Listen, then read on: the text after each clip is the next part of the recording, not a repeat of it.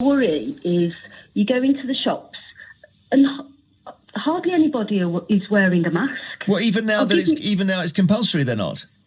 Absolutely. I tell you what, this morning I went to the local co-op where I'm working, and there's a lady behind the counter on the till.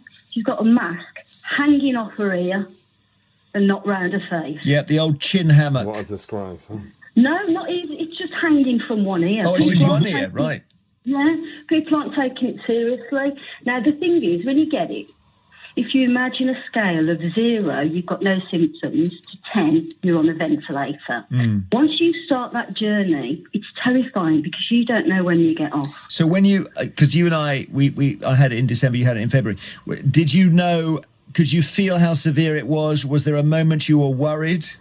Yes, yeah. Yeah? Yeah. How long were you ill for? Luckily, I wasn't ill for very long. I was only ill for about 4 days. Properly, couldn't get out of bed, very, very poorly. But my wife, 21 days in bed. Okay. So, very, very poorly. And then you think about long COVID and all that worry. Well, I didn't get my sense of smell back for about 6 months, and it's still not right. Well, I think that doesn't count as a full recovery, because I think, that your sense of smell is quite important, and it seems to mess with the switchboard, doesn't it, in your nervous system?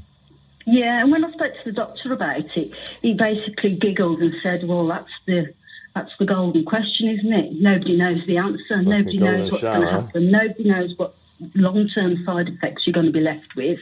And at the end of the day, Christmas coming, I don't want to take COVID home in any form to the people that I love and make them sick. Absolutely. Thank you, Angie. Good point. Okay. So we're looking at Omicron and just the idea of whether it could be more contagious and less dangerous. I suppose in a funny way, that's what we're hoping for. So you get a version of cheap immunity from it. But also that the expert was saying, and obviously we're mentioning this again, if you're not vaccinated, you are running more of a risk. And there are about 5 million people who are not vaccinated in this country. Most have chosen not to be for whatever reason.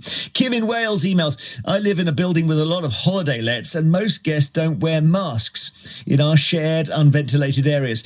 Some residents don't either. My booster is overdue. I feel vulnerable. I avoid the unventilated corridor, so I have to stay in. And she says, I feel trapped.